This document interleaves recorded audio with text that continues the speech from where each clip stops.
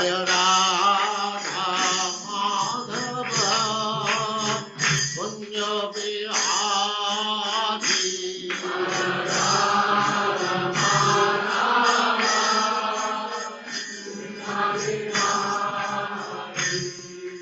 Jaya Radha Madhava Kunja Bihari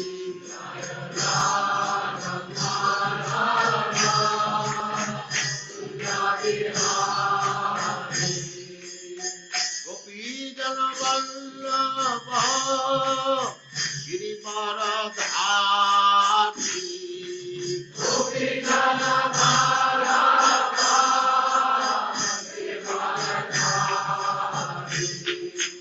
Gopijan Vallabha Girivaradhari Gopijan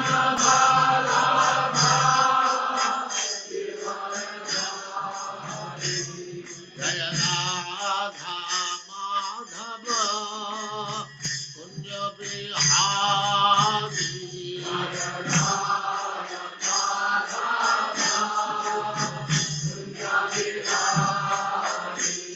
Jaya Radha Madhava Kunja Bihari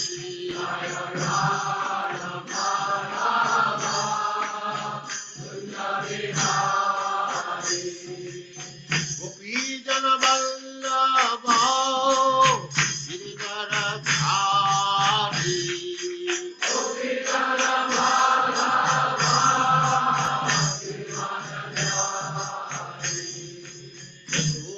Yashodanandana Braja Jana Ranjana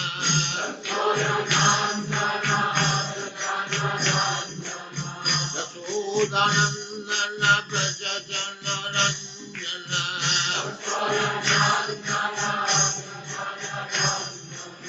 Jamuna Tira Vanachari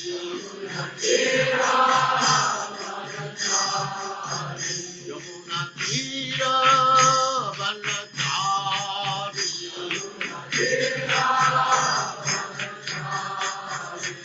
Jaya Radha Madhava Kunja Bihari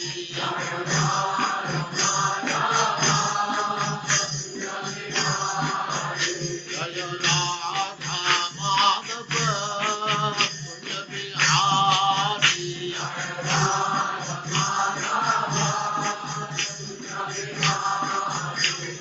Gopijan Vallabha Girivaradhari Gopijan Vallabha Gopijan Vallabha Girivaradhari Gopijan Vallabha Yashodanandana Braja Jana Ranjana Yashodanandana Braja Jana Ranjana Jamuna Tira Vanachari Jaya Radha Madhava Kunja Bihari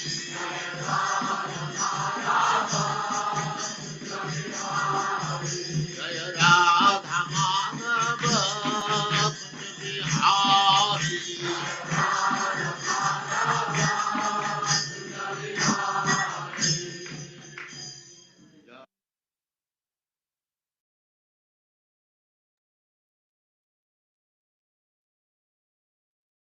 Hare Krishna and welcome to all the devotees online. Thank you very much for your kind presence as we cover Madhurika Nambini by Srila Vishwanath Chakravarti Thakur, session 6. Let us cover the Mangala Charan prayers. Om Jnana Timivandasya Jnananjana Shalakaya Chakshurunmilitam Yena Tasmai Shri Guruve Namaha Shri Chaitanya Manobhistam Stapitam Yena Bhutale Swayam Rupa Kadamayam Dadati Swapadandikam Vandeyam Shri Guru Shri Utapada Kamalam Shri Gurun Vaishnavam Cha Shri Rupam Sagrajatam Sagana Raghunatham Vitam Tam Sajivam Sadvaitam Savadutam Parijana Saitam Krishna Chaitanya Devam Shri Radha Krishna Padan Sagana Lalita Shri Vishakhan Vitamscha He Krishna Karuna Sindhu Dina Bandhu Jagatpate Gopesha Gopeka Kanta Radha Kanta Namaste Tapta Kanchana Gourangi Radhe Vrindavaneshwari Vrishabhanu Sute Devi Pranamami Hari Priya Panchakalpatarubhyascha kripa sindhubhyeva cha patitanam pavinebhyo Vaishnavebhyo namo namo Vishnupadaya Krishnavastaya Bhutale Srimate Bhakti Vedanta Swami Namaste Saraswati Deve Gauravani Pracharine Nirvishesa Sunyavadi Paschatadi Satarine Jai Shri Krishna Chaitanya Prabhu Nityananda Shri Advaita Gadadhar Shivasadi Gaura Bhakta Vrinda Hare Krishna Krishna Krishna Hare Hare Hare Rama Rama Rama Hare Hare Om Namo Bhagavate Vasudevaya Om Namo Bhagavate Vasudevaya. Om Namo Bhagavate Vasudevaya Om Namo Bhagavate Vasudevaya. Om Namo Bhagavate Vasudevaya Om Namo Bhagavate Vasudevaya. Hare Krishna and welcome back. Let us cover any feedback anyone has, questions, clarifications from yesterday's session. And while you are sharing the feedback, all right, we already got Hemavati sending some feedback. Hare Krishna Kleshagni, suffering five aspects that cause suffering: avidya, asmita, raga, dvesha, and abhinivesha. And our professor, with his red example, naturally he's going to get a red reaction. But his experiment showed how we also become so absorbed and caught up in raga and dvesha, attachment and aversion in this world, the dualities of this world. Become so absorbed and we lose focus of the greater goal. How through devotional service, these five changes in so five kleshas, vidya, changes to vidya, Krishna das, what pleases Krishna, what displeases Krishna, and absorption on Krishna. Then devotional service on the Supreme Personality of Godhead, all sinful activities where the fructified stock seed gradually vanish. And karma burns away everything, like the example of Murari the hunter. Meena says, Hare Krishna, please accept my humble obeisance. Thank you for the amazing, inspiring class. Just want to share an analogy told by a devotee. Aparad karma is a warehouse full of bullets, which is accumulated karma and can be destroyed by devotional service. Prarabdha karma is a bullet shot from the gun and cannot be retrieved, and we have to suffer. Nice example. Yes. And if you go and put a explosive in your warehouse of bullets, it's going to be a major explosion and everything gets destroyed. So that is what the process of devotional service does, but it destroys it without any harm. Mukund says, we accumulate so much karma over lifetimes that just by doing devotional service can diminish our karma. Yes, and not only diminish, but extinguish karma forever. Good. So, question. We have our baby here. What are these in the red circle?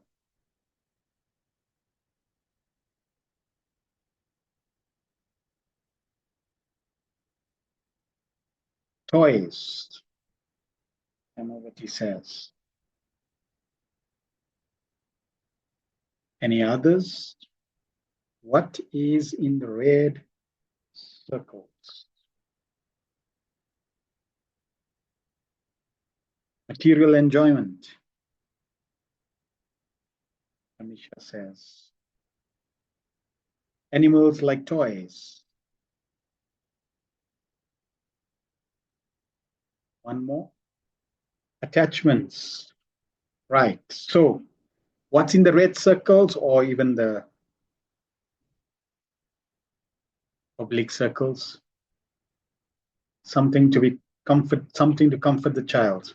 So what's in the red circles and obliques is kleshas. And what does klesha mean? The cause of suffering. So what the child actually has in his hand, he's thinking it's happiness. And he gets for few moments, he gets some source of happiness from them, but actually they are the cause of suffering. In Bhagavad Gita, Krishna also says, those who are intelligent, they do not take pleasure in the source of suffering. So these are kleshas. They look like toys, they look like pleasure-giving items, but they are source of suffering, kleshas. Now, why are they classified as kleshas?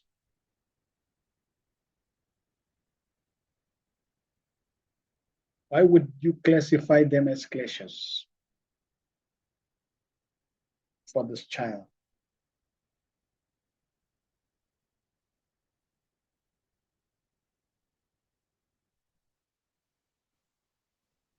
Attachment to them will cause pain. Exactly. You can see he's already attached to them. And he's very happy. And avidya means taking that which is permanent or taking that which is impermanent to be permanent. If you ask the child, how long is that toy going to exist? Forever. That's the psyche that he's got. And eventually the toy breaks, or it gets stolen, or it gets lost, and he suffers. And similarly, everything else in this world, whether it's small toys or big toys for all the adults, they all fall in the category of klesha. It's a very profound aspect when we understand. Now, on the opposite side, we also have nice palatable objects, foodstuffs. And someone can say, well, I can also be attached to a kachori. If this is Krishna Prasad, wouldn't this also be classified as kleshas? Source of suffering. And if not, why not? So Hemavati, Radhika, you can't just say no, you have to say why not.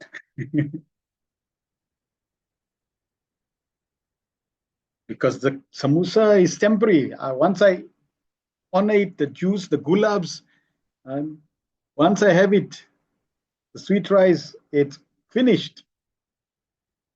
So why is it not in the category of kleshas?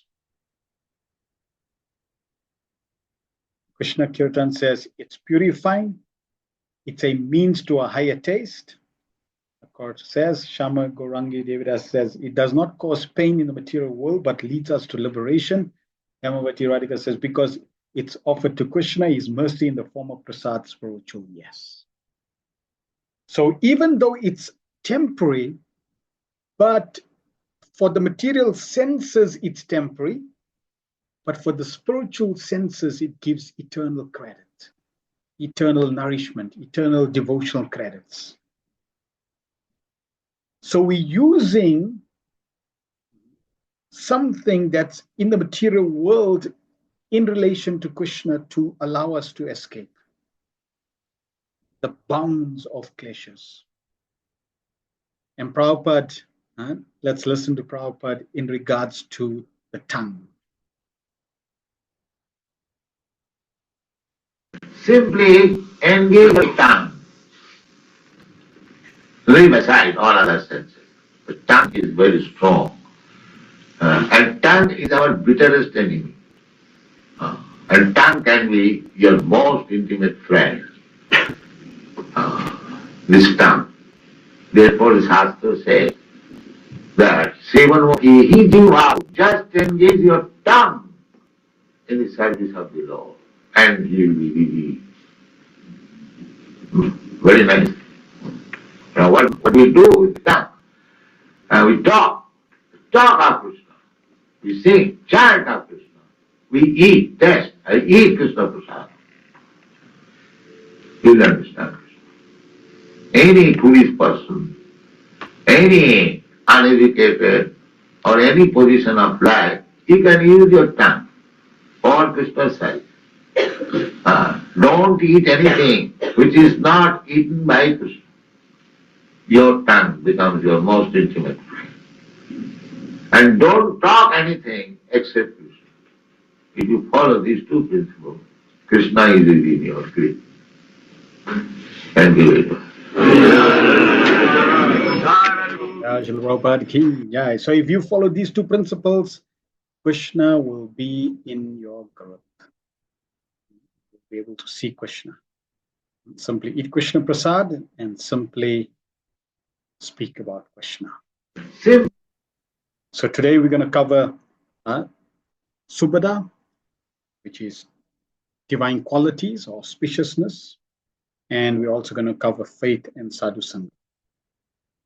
So Subhada is the second leaf that sprouts as soon as we water this bhakti lata. In the Srimad Bhagavatam, just as a devotee's misery and sins are destroyed by sadhana bhakti, all good qualities manifest in their life. Yes, yati bhaktir bhagavati atkinchana sarve gunais tatrai samas sate sura. All the demigods and exalted qualities such as religion, knowledge, and renunciation become manifest in the body of one who has developed unalloyed devotion for the Supreme Personality of Godhead Vasudeva. Sri Chaitanya Mahaprabhu tells Srila Sanatana Goswami, devotees are always merciful, humble, truthful, equal to all, faultless, magnanimous, mild, and clean. They are without material possessions and they perform welfare work for everyone. They are peaceful, surrendered to Krishna, and desireless. They are indifferent to material acquisitions and are fixed in devotional service. They completely control the 6 bad qualities: lust, anger, greed, and so forth. They eat only as much as required and they are not inebriated. They are respectful, grave, compassionate, and without false prestige. They are friendly, poetic, expert, and silent. So Srila Rupa Goswami describes in Bhakti-rasamrita Sindhu, the wise explain that there are 4 types of auspiciousness. 1, affection for all living entities, being attracted to all living entities, possession of good qualities, and happiness, as well as other items. So Subhada, all auspiciousness, is related to all living entities, not just a group. I'm not just attracted to a group or attracted by a certain group. No, I'm affectionate to all living entities and I'm attracted by all living entities. We see when Srila Prabhupada would go around the globe, even animals would respond to Srila Prabhupada in strange ways. One time Prabhupada was walking through like a park that had fence on both sides and deers, like wild animals on both sides. And as Prabhupada was going through, there were 2 deers that came. And as Prabhupada was walking through the park, the deers were following Srila Prabhupada wherever he was going, wherever he was walking. So all living entities become attracted by those who have Subhada, developed good qualities. Prabhupada in the purport to 2.10.41 says, living entities individually are being conducted by a particular mode of nature, but at the same time there is every chance of they being influenced by the other 2. Generally, all conditioned souls in the material engagement are influenced by the mode of passion, because every one of them is trying to lord it over material nature and fulfill his individual desire. But in spite of individual mode of passion, there's always a chance of being influenced by the other mode of nature by association. If one is in good association, he can develop the mode of goodness. And if he's in bad association, he can develop the mode of darkness or ignorance. Nothing is stereotyped. One can change his habit by good or bad association, and one has to be intelligent enough to discriminate between the good and the bad. Devotion, realization of the Lord, and detachment from objects separate from the Lord appear simultaneously in the devotee. Although with these two words, Bhagavatam confirms that simultaneous appearance of the two leaves, Kleshagni and Subhada, on the vine of devotion, they may yet unfurl at different speeds according to the rate at which a devotee's undesirable qualities are destroyed and auspiciousness is manifest in him. This happens in a progressive sequence, which, though subtle and difficult to analyze, has been understood by the wise through the observation of the effects and symptoms. So both Kleshagni and Subhada will happen at different speeds for different devotees, all depending on their intensity of practice. We will find that as we progress on the path of bhakti, these qualities will automatically manifest. The 26 qualities of a devotee will automatically manifest. Why? Because firstly, we're becoming purified from the modes. We're getting our heart is getting purified, and the spirit soul's qualities, natural qualities, are slowly manifesting.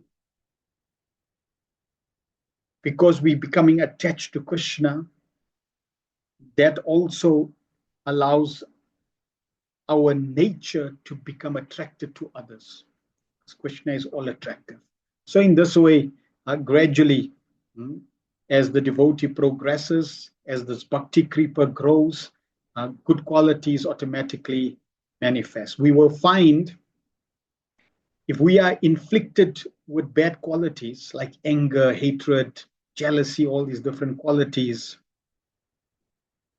as we begin to practice devotional service, because the bad qualities are under the category of anarthas or unwanted desires, etc., they get purified,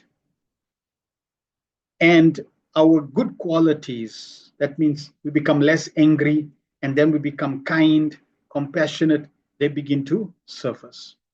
So every devotee will, in different ways, experience how their attitude, their qualities definitely change for the better. And again, it's not like the devotee is going to be perfect. No, because he's beginning the path and he's progressing, then there may be short fuses, there may be bad qualities, there may be, shortcomings. That's natural. Until and unless one is not a pure devotee of Krishna at the point of prema, there is a chance that a practitioner can manifest unwanted qualities at different stages. But because he's fixed on the path, he will become completely cleansed. So now we're going to go into the stages. So Srila Vishnu Chakravarti Thakur has described these two leaves, and now he's going to start describing the stages of advancement in bhakti. And again, the warning is this is for self-improvement only, not to find fault with other devotees, but to help others to move in their journey towards Krishna. So the first stage is the development of Shraddha, faith. We discussed this diagram or this progression already, and by the mercy of the devotee, when the person serves that devotee, they develop faith, and from that faith they start their journey. So this is really how it works, and we've already covered this aspect.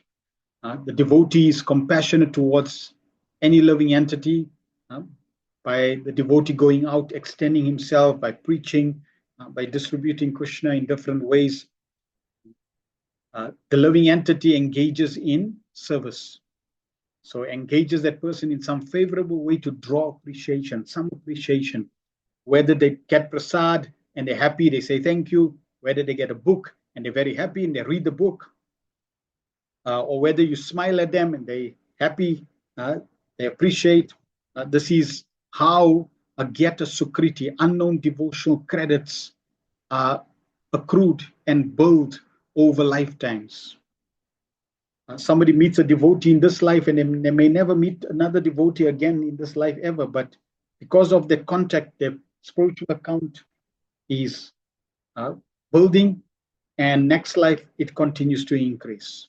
So Agyata Sukriti is building and building and building, and at a certain point there are sufficient credits that transform into faith. Real appreciation now, desire to want to meet the devotees, to practice. So here at the point of Shraddha, the devotee has faith in devotional scriptures. He has faith, trust in devotees. He has faith and trust in the parampara, disciplic succession. He has faith and trust in the process of bhakti and Krishna. So he believes, he has faith, he trusts these personalities and the process. And we can see that becoming visible because the devotee is conscientiously active in trying to practice devotional service. He's aware of the potential of the process of devotional service. And he begins to practice. So this way, one can see that faith developing. And that faith keeps increasing, keeps becoming more and more intense, more and more matured as one progresses until it becomes so fixed, so solid at Nishta. So this is how that faith develops. Jiva Goswami says, Shraddha is born within an individual when he or she is impregnated with grace arising out of the association mercy of a devotee of the Lord, who is supremely independent in his or her ability to bestow such benedictions. Faith is the sole requirement for unalloyed devotion. You find in all traditions they talk about faith. So faith, trust, is really the sole requirement. Do we trust Krishna? When Krishna says, you surrender to me and I will deliver from all sinful reactions, do we trust Krishna? When scripture, so many verses talk about the power of devotional service, do we trust those verses? First, the prospective devotee develops Shraddha or faith. And Shraddha means to have firm trust in the imports of scripture dealing with bhakti. When scripture says we don't need to do anything but devotional service, all other secondary limbs are already carried out. Do we have firm faith in that? It also means to have a genuine desire to enthusiastically undertake the activities, sadhana described in those scriptures. I am dependent on the association of devotees for my progress. Consciously and with awareness of the potential of devotional limbs, seeks the association of devotees for their own spiritual progress. And you see somebody who is exposed to the wisdom of Krishna consciousness. They'll go into a transition because they're hearing about chanting the holy names, they're hearing about that we're not this body, we're servants of Krishna, we need to go back to Godhead, we need to surrender. The first symptom of surrender is chanting. So they're hearing the knowledge through association, and their faith may not be strong for them to have insufficient trust in the process of chanting. But as the devotees visit them, cultivate them, share more experiences and Krishna consciousness with them, it slowly builds and builds, and until at a certain point, internally, they decide, yes, I should start chanting. And they begin to chant Hare Krishna.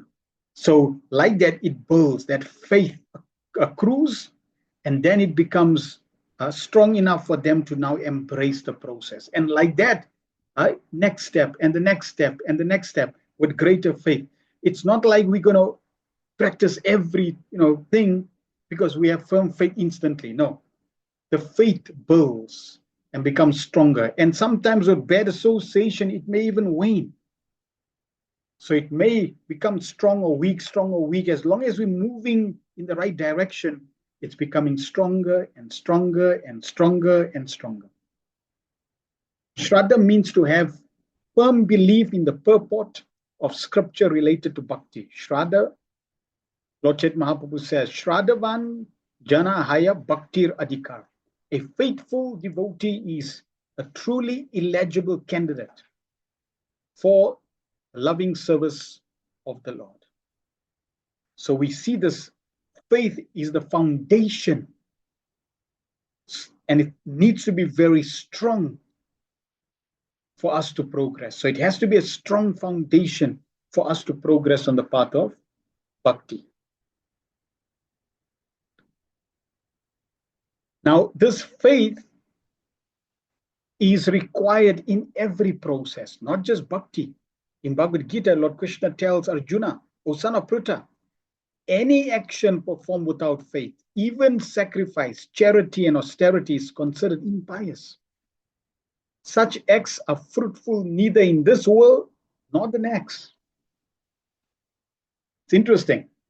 It's like some people, just because I need to, my parents said I need to do some fire sacrifice, I need to do some, just get it done with, right? Just get it done with. Or like people get married, they're not interested in the fire sacrifice. They're because their parents said must have fires. Otherwise, they just, do you so and so accept, so and so? Yes, I do. Thank you very much, and they marry. They're not bothered about the ceremonies. They don't have faith in those ceremonies, and because they don't have faith in those ceremonies, Lord Krishna says they don't bear fruit. So having faith in even non-devotional activities that are described in other scriptures like Karma Kanda sections, even then you need faith. What to talk about in the process of bhakti. Srila Vishnu Chakravarti Thakur talks about two types of faith, Lokika Shraddha and Shastriya Shraddha. And of the two, the Shastriya Shraddha is what we want to cultivate. So the Lokika Shraddha is forced. It's like popular faith, customary, traditional regards, faith not based on scripture, faith that is weak. But Shastriya Shraddha is something that's natural and spontaneous, conviction based on deep faith in Shastra, the practice of bhakti, and faith in Sadhu, Shastra, and Guru. So we may start here, but we want the faith to really intensify. In terms of the forced faith, there are two types of faith, maybe either natural attraction, swabhavika, or being forced by preaching of another, balad utvadita.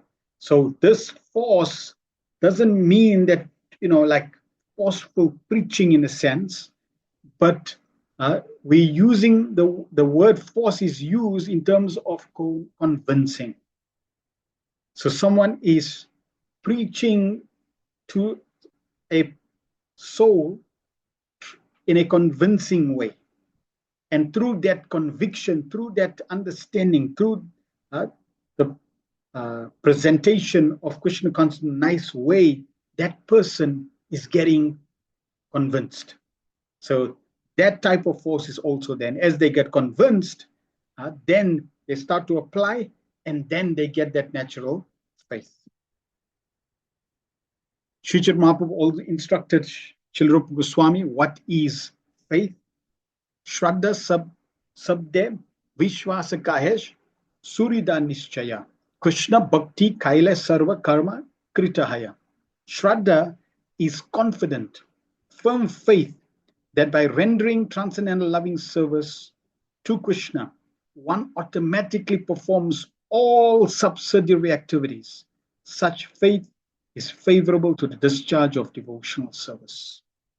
By performing devotional service to the Supreme Lord Krishna, one automatically performs all subsidiary activities. Subsidiary activities are all described in the Vedas at different times, different circumstances, different situations. You have to do different ceremonies, different pujas. It's like somebody will say, well, I'm influenced by Rahu, so I need to do some cleansing puja to Rahu. I got Navagraha, so I need to do some Navagraha puja to become free from the influence. I have to do salt fast, and I have to do this, that.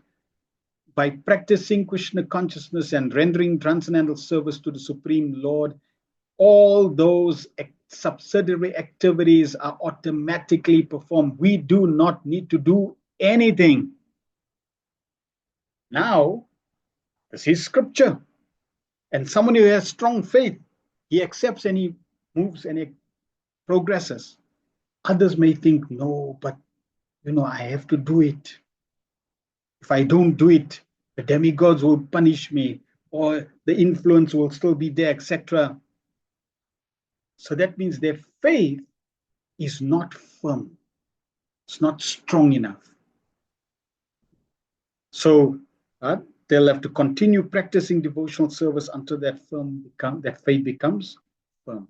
Somebody with firm faith, this is the definition. They accept that rendering transcendental service to the Lord is basically all we need to do, and everything else becomes fulfilled. Sri Jiva Goswami also relates Shraddha, faith, with surrender. And he says Shraddha and Sharanagati, surrender.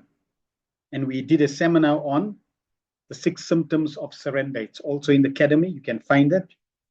There are 6 symptoms. How do I know I'm surrendering? You can see whether the 6 symptoms are manifesting. So you can go and see that cause is also there. So Shraddha and Sharanagati are considered to be synonymous. Shraddha means faith in the import of scripture. Shastra informs us that one who does not surrender to the Lord is fearful, whereas one who surrenders to the Lord is fearless. Therefore, taking shelter of Krishna is a symptom that Shraddha has manifested in a person. And the more one surrenders means more the faith is strong. The more the faith is strong means more the surrender is there. So that was faith, foundation, and that foundation is started by the blessings and the mercy of a devotee through Agyata Sukriti, but it doesn't end there. It builds, transforms into faith. That faith now becomes more and more solid as one practices Krishna consciousness, and that faith ultimately matures over the journey of divine love. Now, the second stage is Sadhu Sangha.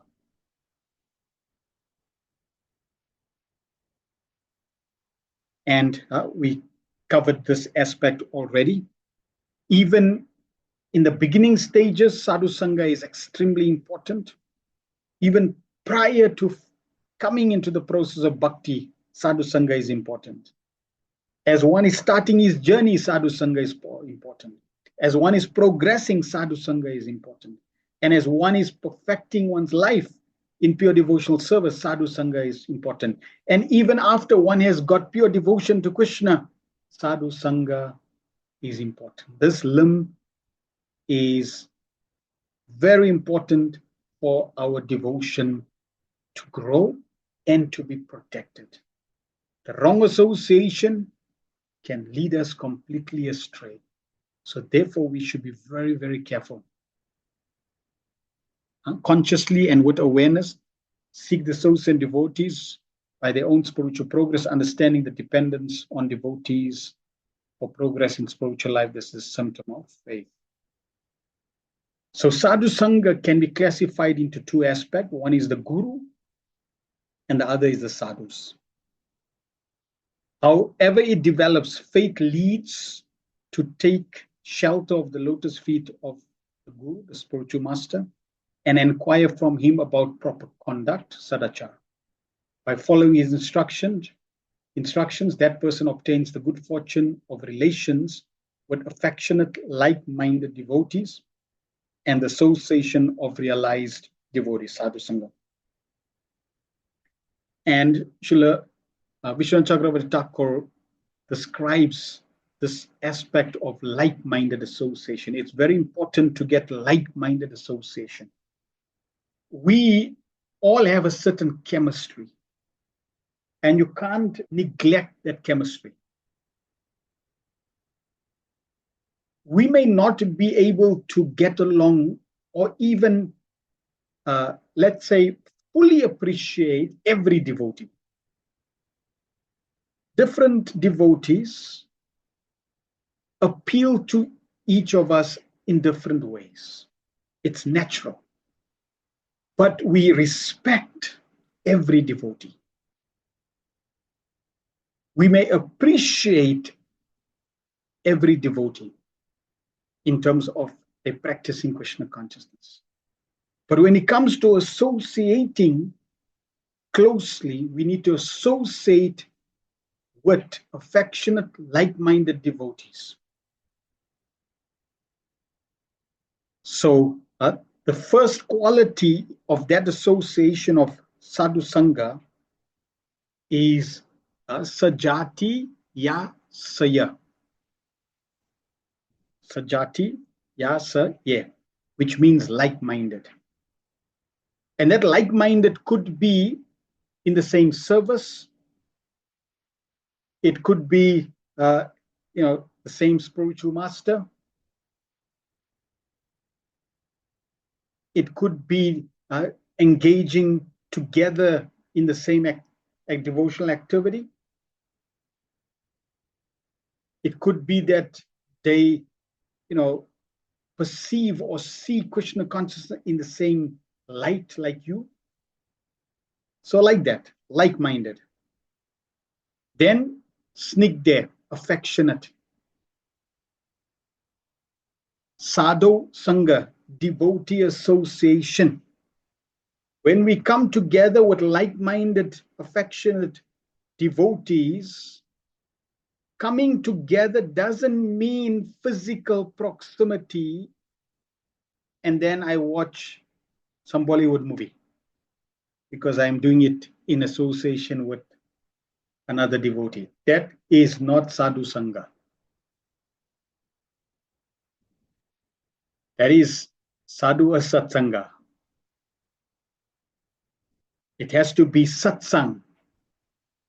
Together we are discussing the truth. We are associating to discuss satsang, the truth, not a satsanga. That's real association.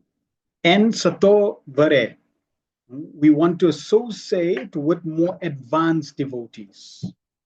So when we come together for mutual inspiration, we follow this criteria of like-minded, affectionate, focusing on Krishna for the purpose of discussing about Krishna, discussing our realization, discussing our challenges, for us to be inspired to progress. This is sadhu sangha. Srila Vishwanath Chakravarti Thakur also discusses this in relation to the devotional practices that when we come together in association devotees, you should relish that association. It's not just coming together of devotees and it's like ice blocks. No, it's coming together congregationally, associating, discussing, and becoming inspired, you're getting a taste in that association, you're relishing Krishna consciousness in that association. That is sadhu sangha. Now, in terms of the guru, here are some qualities of a genuine guru. They should be fully versed in the Vedas and in scripture that outline the Vedic purport, like devotional scriptures like Srimad Bhagavatam. They should be able to destroy the disciples' doubts with unshakable logic. They should have unswavering faith and be fixed in the worship of the Lord, through which they have attained realizations of the Lord. They should have received the mercy potency of the Lord, which has given them direct experience of God, and should similarly be able to infuse that power within their disciples. They should not be overcome by lust, anger, and greed. Srila Krishnadas Kaviraj Goswami writes in Chaitanya Charitamrita,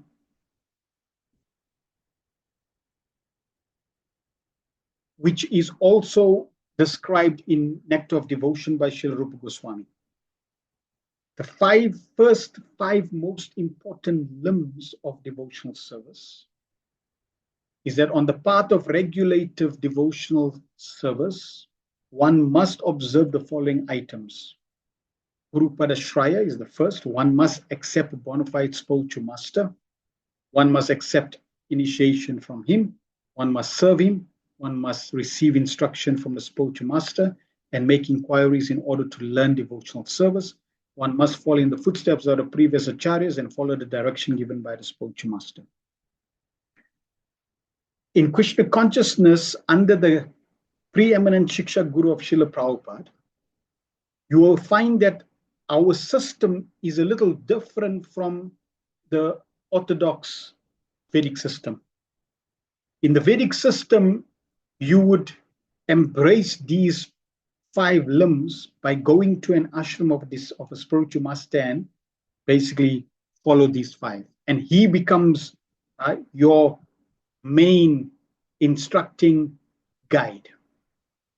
In the Krishna conscious movement, Srila Prabhupada is our preeminent spiritual teacher or Shiksha Guru, meaning that the teachings, the foundational teachings of Srila Prabhupada is our source, is our guide, including for the Diksha Gurus. So whatever the Diksha Guru is sharing has to be in alignment with Srila Prabhupada's teachings. He cannot create any other philosophy or practice or minimize the practice that is given by Srila Prabhupada. So in that sense, we already have the instructions for spiritual practice which Srila Prabhupada had extensively written down in his Bhaktivedanta purports. The Diksha Guru is there to, you can have a interaction and he can guide you, he can correct you. One time, the disciple of Srila Prabhupada asked Srila Prabhupada, what's the difference between the Bhagavatam, the person Bhagavat and the book Bhagavat? They're both Bhagavats, but what's the difference between the book Bhagavat and the person Bhagavat? And Prabhupada, he catched his ear and he twisted his ear to say, the book Bhagavat can't do that. But the person Bhagavat can twist your ear. He can monitor you and he can bring you in line. So that's the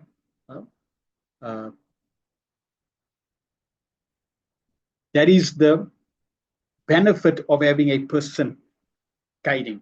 Now, there's also Shiksha Gurus, and again, even in Krishna consciousness, we find that a Diksha Guru may give you the mantra, he may give you a new name, he may connect you to the disciplic succession, but he may not be able to sufficiently guide you because he's traveling.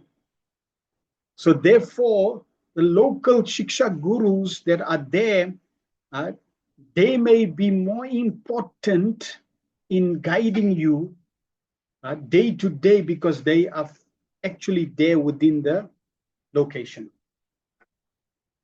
We find, over time or over the last however many years in Krishna consciousness, the focus has been on the Diksha Guru, but that will change as time progresses when the proper understanding is that it actually both, we find scripture says there's no difference between a Shiksha Guru and a Diksha Guru.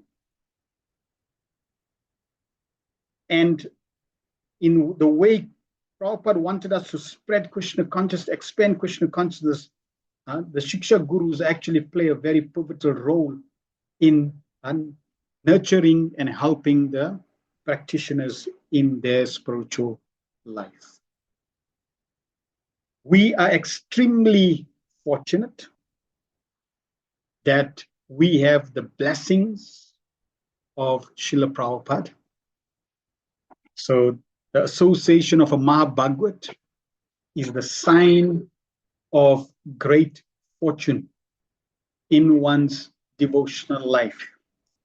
For simply by seeing, by touching, or speaking with such an advanced soul, or by hearing Harikatha from him, the sadhaka is quickly energized in his practice, imbued with the devotional spirit and able to relish the flavors of devotion. The Guru therefore instructs his disciple to seek out and benefit from such association. Prabhupada said, if we see the disciples that had association with Srila Prabhupada, because Prabhupada was a Mahabhagavad, just by being in his presence, you felt the spiritual world. You felt Krishna's potency. Spiritual life became very easy, being in his association. For those who are obviously sincere and they have the eligibility, the faith, devotional credits. Now, Prabhupada said the best part of me is in my books, my Bhaktivedanta purport. So Prabhupada also said, my purports are my personal ecstasies. His personal ecstasies of Krishna is in his purports. So his purports are the best part of Srila Prabhupada. And this is why Prabhupada practically sacrificed so much of his time and energy in giving himself to the world through his books, knowing that physically he will not be here forever. But through his books, he can live forever in his instructions. And as long as the books are available, souls can get in touch with Prabhupada and have that association. This is the power, this is the potency of Prabhupada's books. They are not ordinary books. They're not ordinary spiritual books also.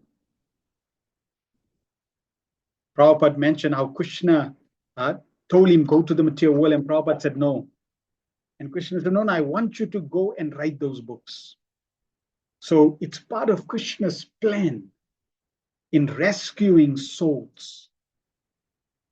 So daily, as far as possible, or as regularly as possible, we should associate with Srila Prabhupada as the Mahabhagavad to nurture our devotion, to nourish our devotion by reading his books.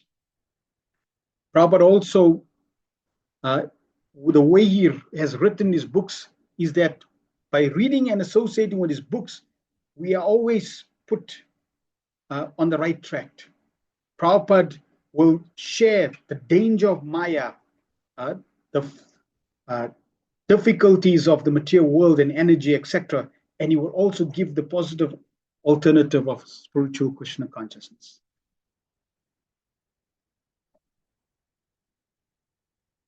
The power of Srila Prabhupada, whether it's through his books, whether it's through his audios, whether it's through his videos, cannot be underestimated.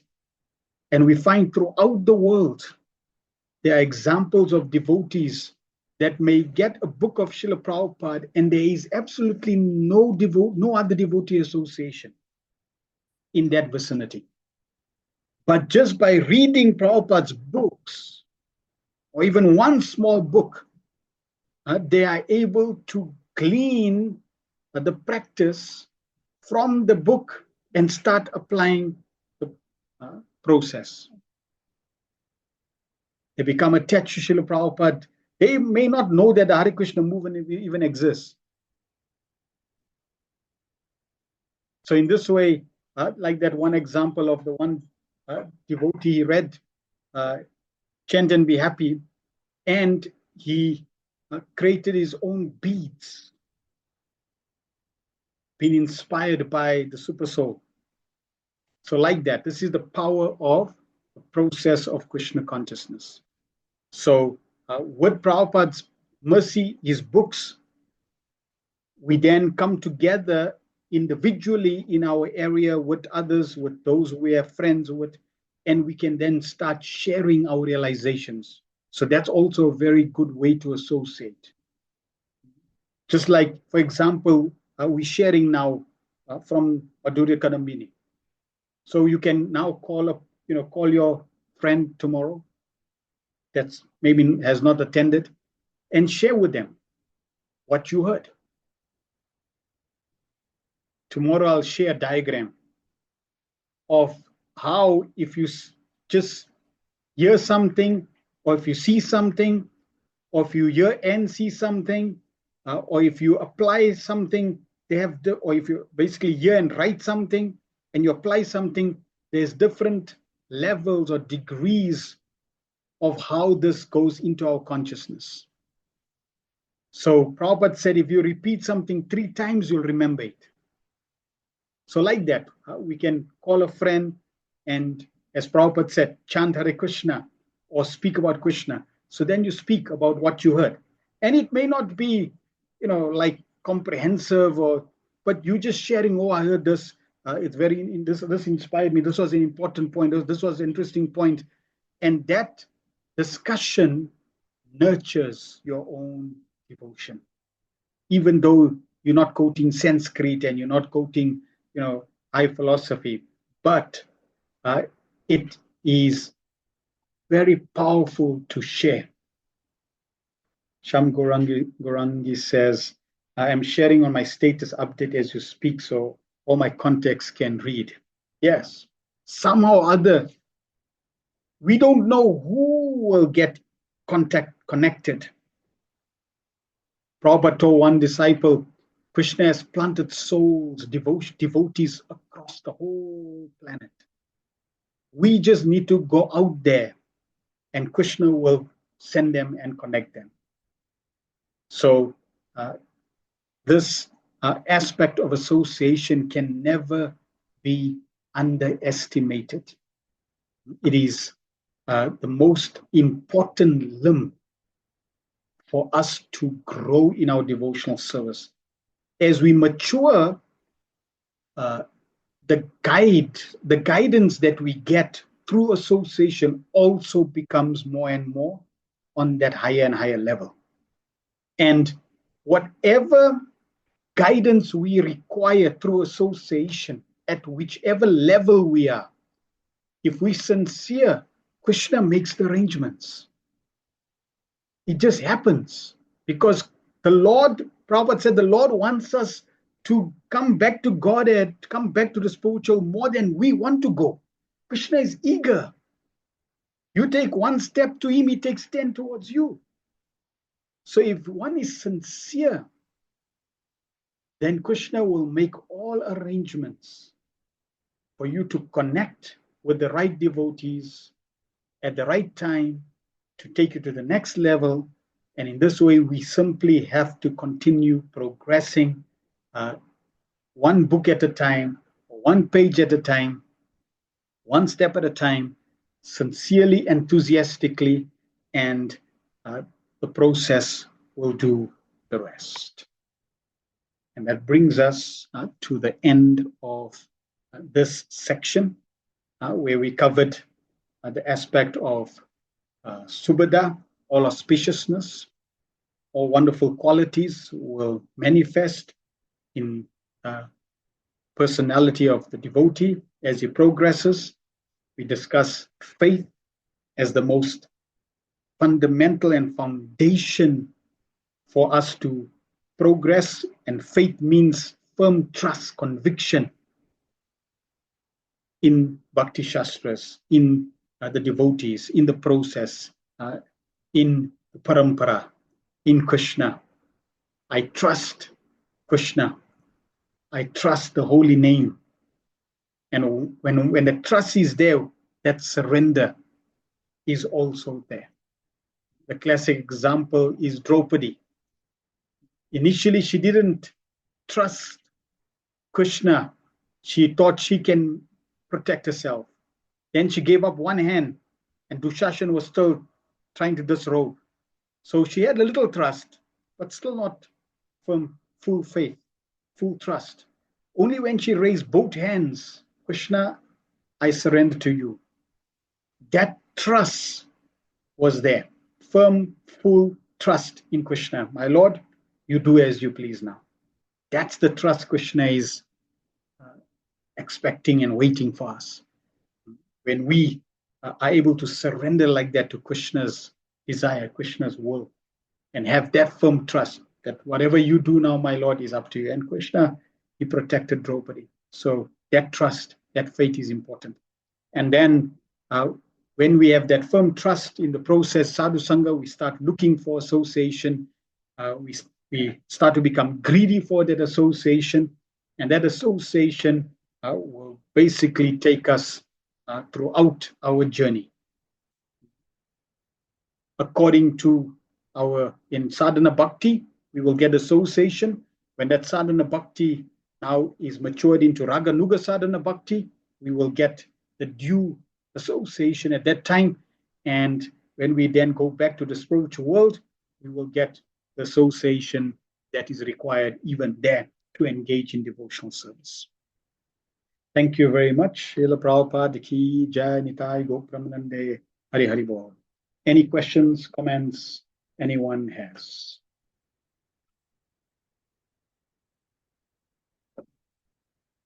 Emavati and Alikanda says, beautiful class, Prabhu. Thank you so much. We really appreciate. You're inspiring us so much and teaching us so nicely. Hari Hari Bol. Thank you very much. All by the mercy and blessings of Srila Prabhupada and Srila Vishnu Chakravarti Thakur.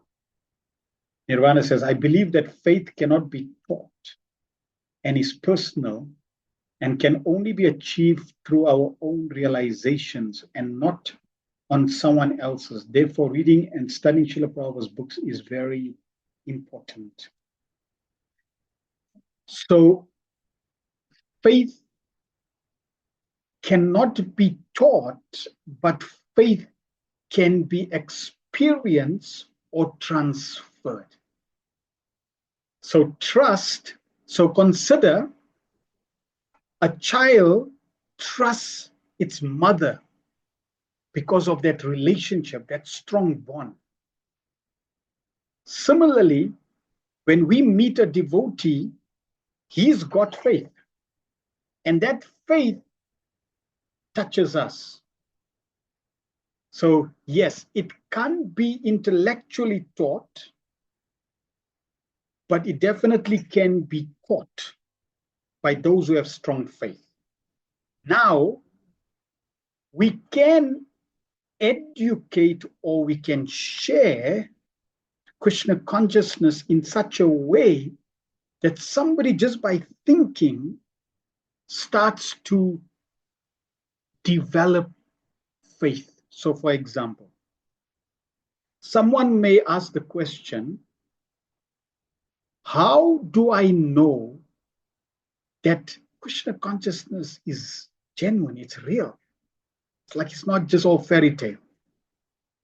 Now, there may be different ways to answer that question, but let's give an example, which I like to share.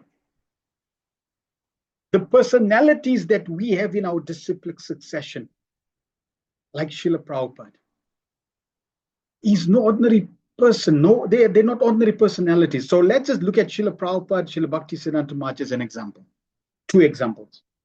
Srila Prabhupada, you could say he was the most successful person on the planet. With only $40, 40 rupees, he opened up 108 temples across the globe.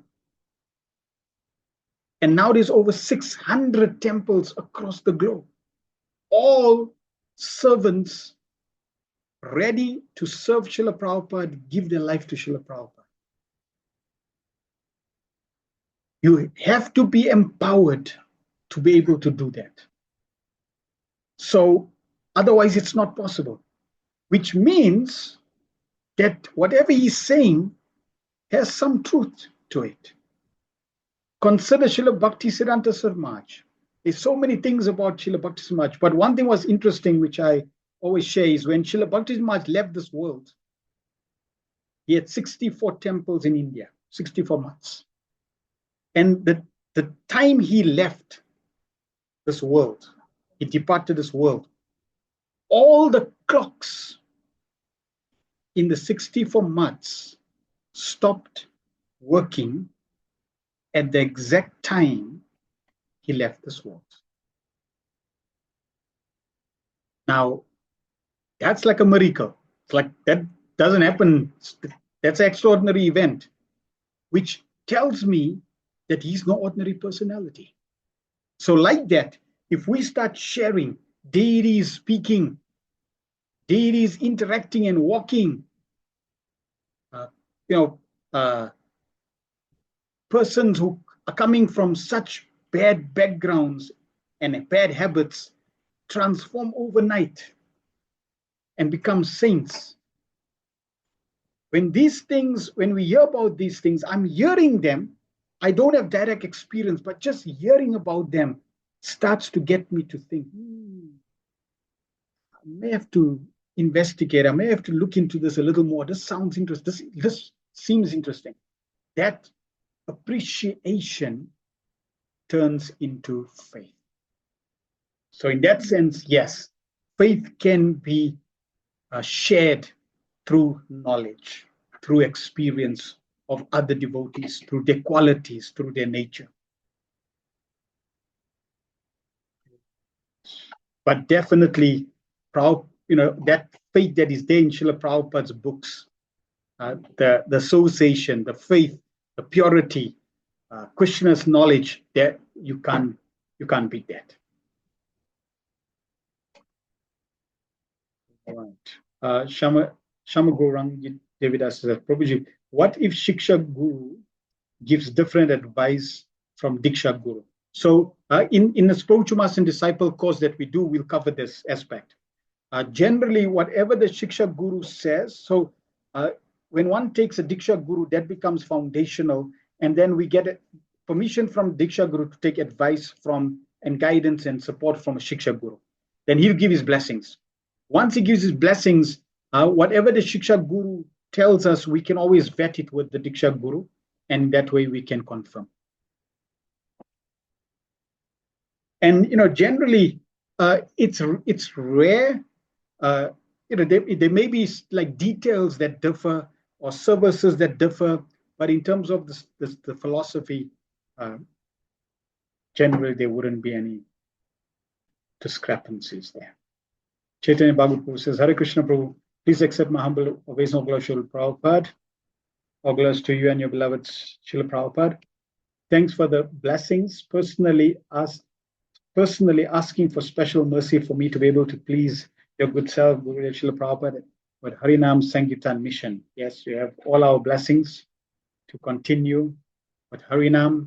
Chaitanya Mahaprabhu wanted this. In the early days, the devotees would go out 8 hours a day on Harinam. Even during our time, it was like that. Now if you go, people will say, where have you been? like 30 years, or, you've been, well, where have you been? Because we are not out there. Faith builds knowledge. Yes, and even knowledge builds faith. Both ways. Shivananda Prabhu says, thanks, Prabhu. Very important points, reminders for us on different items. Also, thank you for stressing the association with Srila Prabhupada's, with Srila Prabhupada through his books. This is how I came to Krishna consciousness. No interaction with devotee temples, started chanting, no beats, counting on fingers, following the four regular principles, offering food to Krishna years before started going to the temple. Yes. And there's so many examples. Madhuri started chanting 16 rounds just from reading Chant and Be Happy. Just by reading it overnight, and then started following, the four principles. So Prabhupada's books cannot be underestimated in terms of its potency. Srila Bhakti Maharaj mentions in one class how when he was translating Srila Prabhupada's books from English to Bengali, he noticed that on every page, Prabhupada had written the Hare Krishna mantra. Now, usually, if I'm an author and I'm writing, I could have easily said, the Hare Krishna mantra, chant the Hare Krishna mantra, because it's short and it's giving the point across. Chant Hare Krishna mantra or chant a mantra. I could say in the beginning, whenever I refer to the mantra, I am talking about the Hare Krishna mantra, and then I just say the mantra. But he noticed that Srila Prabhupada always writes the full mantra, Hare Krishna, Krishna Krishna, Hare Hare, Hare Rama, Rama Rama, Hare, practically on every page. And he was wondering why. And then he had a realization that if there has to be an explosion or war, and all the books get exploded with all the pages flying all over, even one page, if somebody picks up that one page and reads that mantra and that page, he can start his Krishna consciousness. And Srila Prabhupada told Dhananjaya Prabhu that if somebody, if all the temples close and somebody just picks up one book, they can start the whole movement again. This is the power, this is the potency in what we have. Meena says, our subsidiary activities automatically perform in the beginning stages of the Kripa in a unified stage. Anytime you start practicing Krishna consciousness, everything else is included. Just like I'm a new gardener. So as soon as I start pouring water on the roots, guess what happens? The whole tree gets nourished. So as soon as you start chanting one round, as soon as you start surrendering to Krishna, everything else gets reconciled. All your debts get reconciled in terms of like karmic debts. For example, scripture says we are indebted to our parents, we are indebted to the government, we're indebted to the demigods, we're indebted to Mother Earth, we're indebted to the forefathers, because it's by their blessings and mercy and activities that we are living. So as soon as you start serving Krishna, all those debts get paid. Therefore, you don't need to separately pay them in that sense. So yes, as soon as you start the process, all your subsidiary activities are taken care of. And as one progresses, it matures itself as well. Faith is one's belief and understanding of the goal. Yes, trust. Vimala, trust. Prabhupada says faith means trust in something sublime. Radhika says, I learned it's nice to read digital books, but Srila Prabhupada's physical books is much better. Yes, so touching the book definitely has greater potency than a digital book.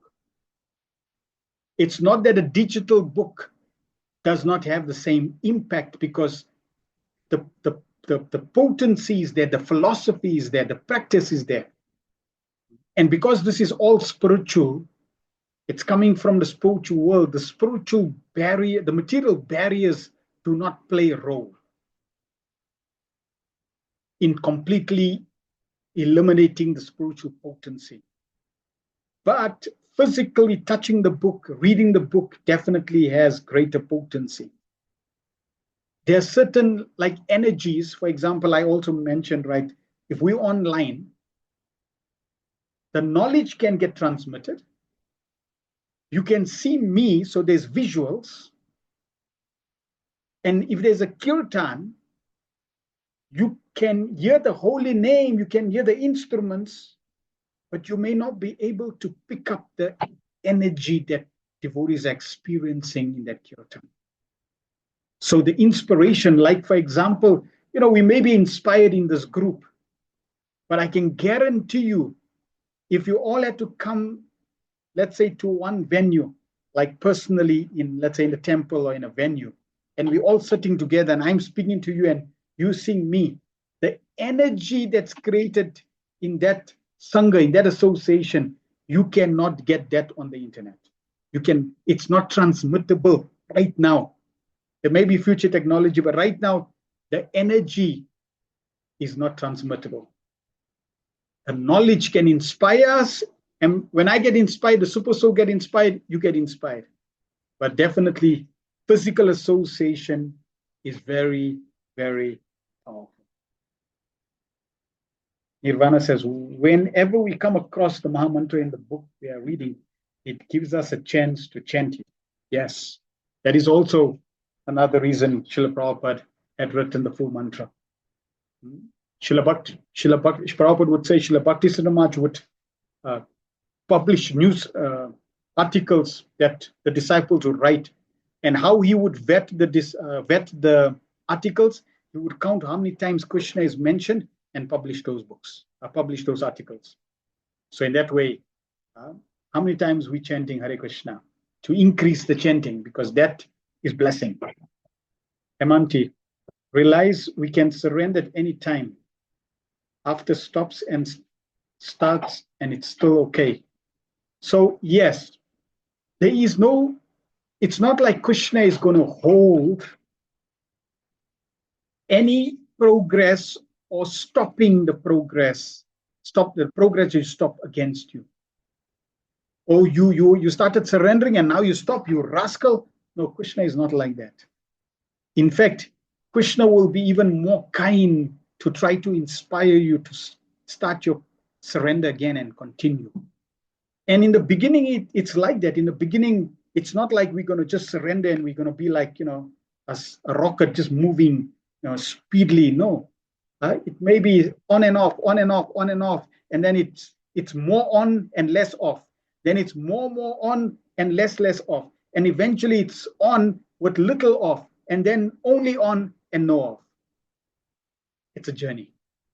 As long as we never give up the chanting, and as long as we never give up the association, reading Prabhupada's books, our progress will continue. And at a certain point, we'll be so convinced that I would never, ever want to stop practicing Krishna consciousness.